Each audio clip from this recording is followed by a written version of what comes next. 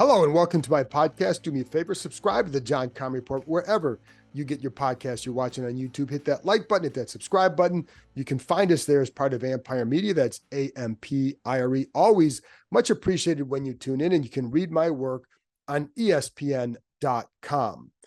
At the end of the pod, or at the end of the show, I'm going to be playing about a 4 to 5 minute interview with new Washington defensive backs coach Tom Donatel. I think the position's in much better hands than it was last year, for sure.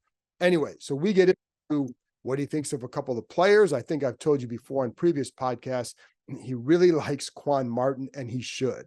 I mean, and I asked him about Emmanuel Forbes, what he saw in him. I also asked him about Cam Curl. I'm going to talk about that in a couple minutes. But if you want to skip right ahead to the Donatel, it's the last about 4 or 5 minutes of the podcast. So if you don't want to listen to me talk about Josh Harris or a couple other things, then you can skip right to the end. There you go. And again, as always, for the newcomers, I did it on audio. I know some of you are watching on YouTube, and I thank you for that. But it's on audio because the idea of a one-on-one with somebody staring at a camera phone rather than an actual person on the other end is not a good way to conduct an interview for me. So you get the audio. It's a bonus. There you go. Last 5 minutes. Anyway, for those of you who want to stick around before the Donatel, let's talk about a big nothing burger, and that's Josh Harris's presence at the scouting combine. So you know by now that he was at the combine and sitting in on the quarterback interviews. He said with Bob Myers, who is still an advisor or serving in an advisory role with them, and I think he's going to be in that role for a little bit. They sat in on the interviews, and it was with the top 6 quarterbacks. So you're looking obviously Caleb Williams, Drake May, Jaden Daniels, no particular order with those two. So just take a deep breath. Bo Nix, JJ McCarthy, Michael Penix. Again, no particular order, just naming the top 6 quarterbacks.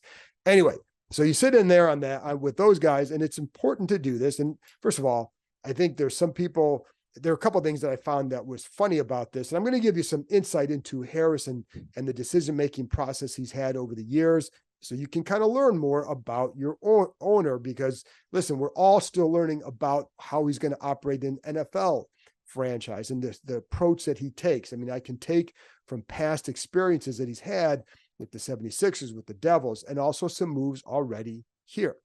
So he is the anti-Dan Snyder. Covered both of them. I know this. And I think you guys lived it. I think you know it too.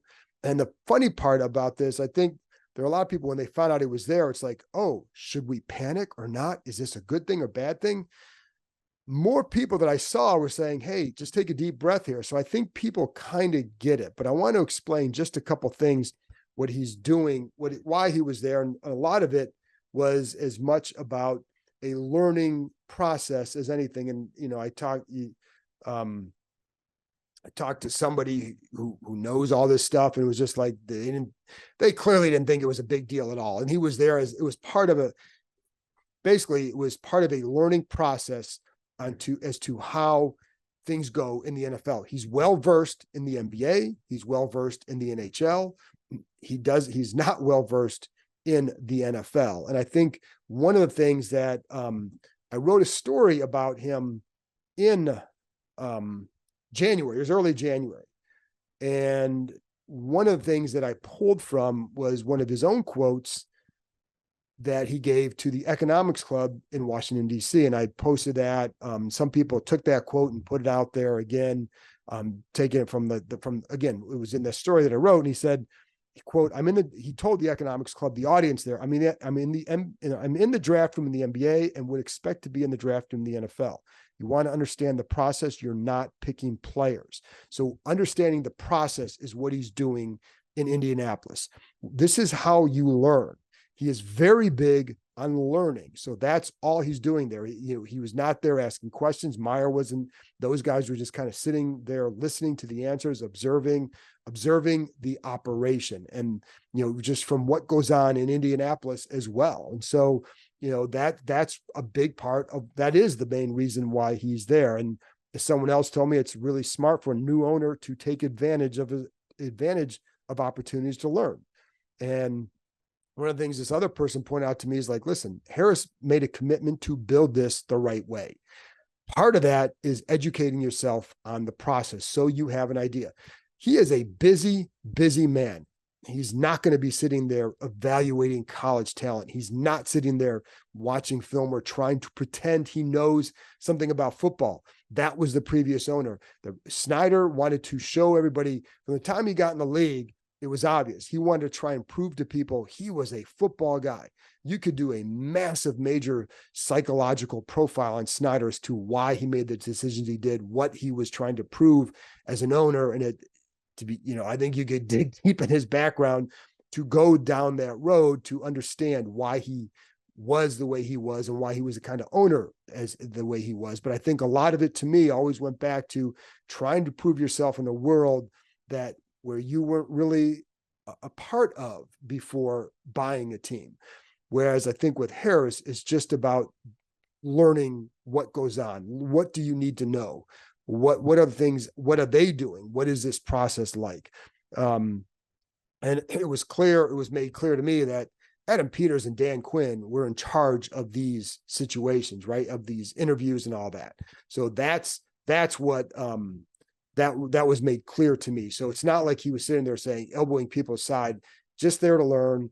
And again, his style. I'm going to read you a couple quotes from when I wrote a story about him. Again, they're just talking to people who have worked for him. Tom Fitzgerald, the New Jersey Devils GM, and said one of the things that he learned. Now, I'm going to give you a couple things that just show you Harris's ownership style and how what he learned from Harris Fitzgerald, that you don't make decisions with your heart. And he said, quote, "I make it with the information that I have. And I've learned that from Josh and David Blitzer. Decision-making is hard, but if you have the right information, you should be able to navigate through making that decision, making it the right one." And so that doesn't quite pertain to what he's doing in Indy. However, it speaks to how he operates. And I think it's important to know that. And then Daryl Morey told me, the Sixers GM, and said that one of the things that Harris, he feels, is very good at, again, getting away from the emotions. He's very demanding. I'm like, I need to have all the information in this, all the different options. Now, that will speak to why this team is going to explore multiple options with the second pick, whether it's taking a quarterback there, trading back, getting more picks, maybe taking another quarterback later in the first round, but adding a lot more capital. Is that a way they want to go? If so, why? If not, why not? Moving up. And I think of all the options, I would put moving up as the third one, just because I don't think they're going to want to give up that draft capital. But again, need to have all the information, this, all the different options. I would say staying at 2, do you trade back? Do you consider trading back? If you do, what does that deal look like? Where are you falling? You want to stay in the top 10. When they had the number 2 pick in 2020, there were definitely people there who wanted to trade that pick because they wanted more draft capital. The problem was the Atlanta Falcons at 17 were really the only team that made an offer. And you don't want to go from 2 to 17, but if you can go from 2 to 8 or so, where Atlanta is picking or somebody else in the top 10, then that's something that, would you consider that? That's where you need all the information on this. That's kind of what, but again, that's not necessarily pertaining what he's doing there. But the other part that Morey said is that he's very big on due diligence, listening, and learning. So that, to me, is what he's doing there. Due diligence is just kind of learning and understanding the process, sitting back, listening, learning. And he also said very collaborative, wants to learn. Again, to me, Snyder wanted to prove himself more than he wanted to learn. I don't think he really wanted to learn. I think he felt like he knew things. Now, he might listen to people and he might talk to people, but he wasn't really big on what he needed to learn. Was not the players or how to evaluate talent, because that wasn't his strength. What he needed to learn is how to run an organization, and he never did. Whereas this guy is just trying to understand the process. And like I said, I think it's very, very different. And the other thing Harris said in that economics club, you want to understand the process. Again, you're not picking players. And so those are things that he's made very clear. So when people talk about this, if you hear people talking about it outside of, from a national media perspective or whatever, and they're starting to like, oh, is this, just ignore it, because it's not the same thing. I think we saw throughout this process that with the picking picking the coach, making some of the decisions they made. It was not a situation where they were paying attention to what the fans wanted. They were paying attention to what was best for them and what they wanted, what they came up with after going through the process and finding a coach. So I think, he kind of keeps his eye on what I guess the main thing is the main thing, right? And that's going to be a phrase you're going to hear a lot throughout the Dan Quinn, I think, era. But I do think that that's what they do. And I think there's a different approach that is being taken, a very patient, more thoughtful approach than what they've had here in decades. And so, but part of that is just learning the process. And I don't think anybody needs to, and honestly, I don't know that fans really were freaking out about it. I think it was more, should you or should you not? Should you be worried about this? Well, the answer is no. And now if we hear later in the draft room, if Adam Peters and Dan Quinn are telling him you can't draft this quarterback, and he says, doesn't matter, take him, that's a problem. That's what happened with the other owner. But I don't think that's never been Harris's approach. So I don't think you need to worry about that part of it. And so he understands his role in this is just to sit back and learn. So deep breath. They're in good hands, especially compared to what the hands they were in. And if you want to look for Snyder 2.0, go down the road to Carolina, because I think that's more the situation that would scare me if I were a Panthers fan, than certainly way more than what with Josh Harris sitting in on a quarterback interview. And keep up, here's the other thing. This quarterback this is their first big pick. You want to make sure. So you're going to sit in on this situation. It's just like, you want to know, who am I paying all this money to and who's going to be the face of my franchise? You want to know, what is this person like? There's going to be other times to meet him. They will meet, I'm sure he'll meet with whoever comes to visit them, or I don't know that he'd be going to pro days, but I'm sure there will be a process where he may want to meet a little bit more with them, just because this is a potential face of the franchise, especially if you stay at 2. But if you're going to move back to, let's say you trade back and maybe you pick a McCarthy or Penix or Bonix, whomever, later in the first round, you want to know who this person is and you want to get a feel for him. And that's why I think Myers, it's good to have him in there too, just to sit back, observe, and offer maybe a little nugget or two about what you've observed and what you've observed over the years in other high-level athletes and leaders that you've coached. You may not know football, but you know leaders, right? So I think that's another good thing to have in the room. You don't want a ton of people in there offering all their input. You want to make sure that these guys, the main guys, are making the decision. That's Peters and Quinn, but you also want to, it's good to have some other people just as another set of eyes. That's what helped them throughout the interview process with the coach, and to maybe just offer a different perspective from a guy who's been in a high-level situation, who's been around high-level, highly successful athletes some of whom are very, very good leaders. And that's what you want at that quarterback position. So if you're going to trade back, you're going to want to know, if you're going to stay up there, you're going to move up, you want to know who these guys are, because this first draft, this first pick is going to set a direction for this franchise. And so why not sit around, listen, learn, and go. Anyway, so now I'm done with that little spiel. In a couple of minutes, again, Tom Donatel. But the one thing I wanted to bring up is that, Cam Curl, they've at least talked to his representatives. I know going into the combine to this week, it was pretty quiet on that front, but he's a guy that it certainly seems like they like, and that they'd like to keep around. That's how it comes across when you talk to people, just because you can always tell when they kind of talk about them, just, are they lukewarm on them? Are they high on them? But he also fits with what they want to do. And I think, you want to have some depth at that safety position. You got Quan Martin, you got Derek Force. I think are going to be good fits with the mindset of what this staff is looking for. But I think Cam Curl is too. And again, he doesn't make big plays. He's no interceptions since his rookie year. But one of the things I've always liked about Curl, first of all, I think he's pretty good in coverage too. And so I think that adds to his versatility. I know Kyle Duggar is a free agent out there from the Patriots. there's, sounds like New England wants him back. So he may not even be an option, but I also think Curl may be a better cover guy than what Duggar is. And so that's another benefit for him. But the thing I always liked is he's always not always, but he excels at being in the right spot. That's one of the things he does very well. And I go back to his rookie year. There was a play against the 49ers. You remember the Chase Young touchdown play, right?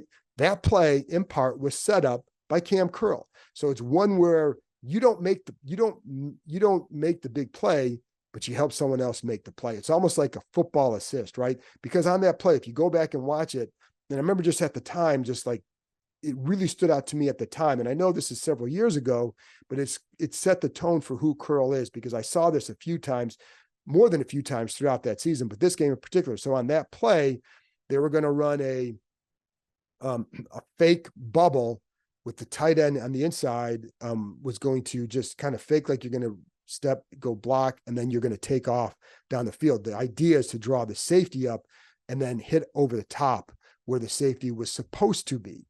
But you got to rely on fooling the safety. And on this play, execution looked pretty good. They ran it right, but Keim Curl held his ground. And because of that, the quarterback has to hold the ball. Because of that, strip, sack, fumble, touchdown the other way, Chase Young. But it started with Keim Curl just doing his job. And there's a value in that. And how much, the question is, what is the value in that? What is the financial value in that? That's what they're going to have to figure out. But I do think it's why that guy should be brought back. And I also know he was not happy. Well, let me say this. It was clear, I think, that, I don't think he was very happy that something wasn't done before last season. And, you heard a lot, like for him and Montez Sweat, we know what happened to Sweat, but with Curl, you'd hear it too. Like, they want to get it done. They want to get it done. Then it was, well, the ownership change. And all if you're Curl is they didn't get it done. Whatever the reason is, they didn't get it done. And so now we're in the spot, but new organization. And I think Curl is the kind of guy that they would like to have. He's smart, and I think he's a tough guy.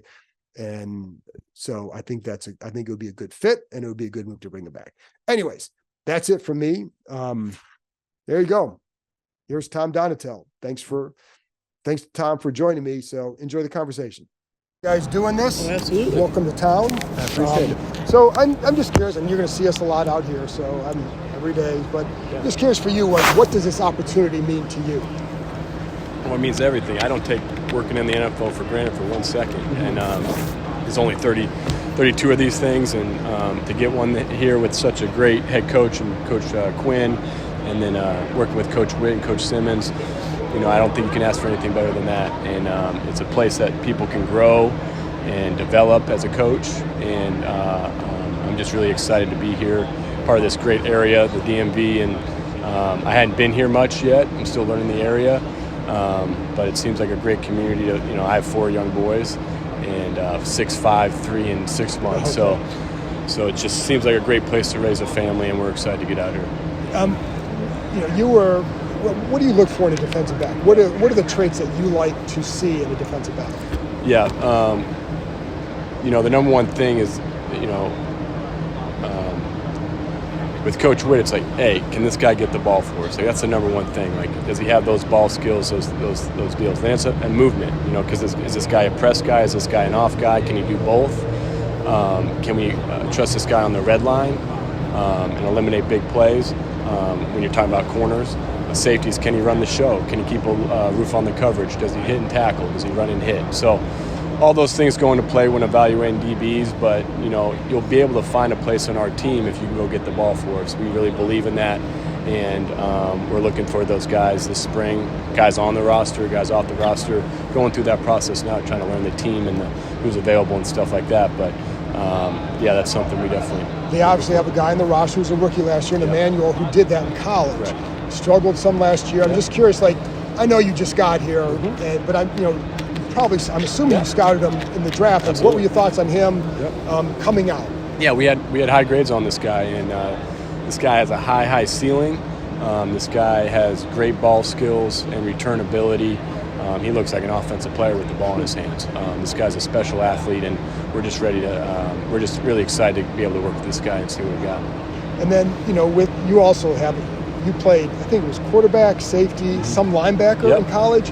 How does that help you as a coach? Yeah, absolutely. When you go across the side of the ball or change positions, you just get perspective of the game. And this thing, if you know offense, you should know defense. If you're on defense, you should know offense. Like, it goes hand in hand. So being able to have those experiences at such a great place like the University of Iowa with Kurt Ferentz and the way they run their program, it was a great foundation for me to get into coaching after I was done playing. So those experiences were great and very beneficial for me moving forward. Defense is always good there. Oh yeah. I mean, that's what I covered Matt Bowen back in the day. Yeah. He was a big Iowa guy. Yeah, and so I'm an Ohio State guy, so he would go back and forth on Absolutely. that. But they're always good on defense. No doubt. They still to this day. Yeah. And Coach Phil Parker's a great coordinator, been there forever. He was my position coach while I was there. He's the DB coach when I was there under Norm Parker was the DC.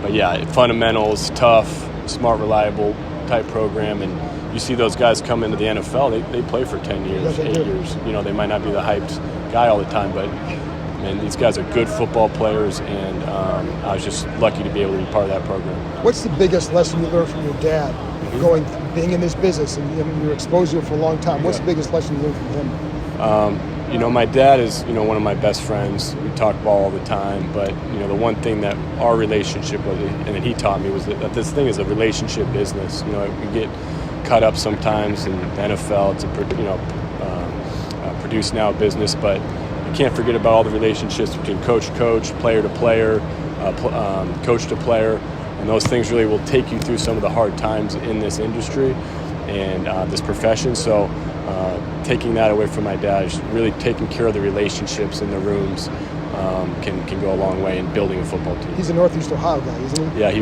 went to Stowe High School out in Ohio, and kind of guys coaching, started at Kent State as a GA. So yeah, that's where a couple other guys, if I ask you, Quan Martin came out too, and played pretty well here down the finish. Absolutely. What did you think of him coming out? We had him high, and he kind of was a late riser in the draft process, and we thought we were the only, but we thought like, okay, we might be, and he went early, and we were like, yep, so we loved him, and I can't wait to work with this guy. He's got a lot of stuff to his skill set, and I was connected with him yesterday on the phone. Seems like a great guy, and we actually had a formal interview with him at the Combine, so we know him a little bit, and really excited. He's got a lot of things that he can do, and then just be ready to put him into whatever Coach Witt sees fit. It seemed like the versatility would fit well. There are a lot of versatility. Yeah, Coach Witt, he's a master at finding what guys are good at, and then putting them in the best place to be successful. So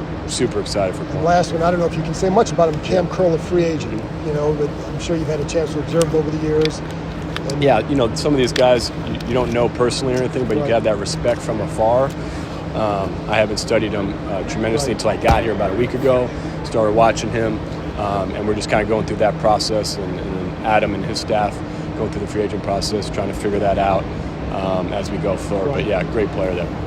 Absolutely nice awesome. Thank you.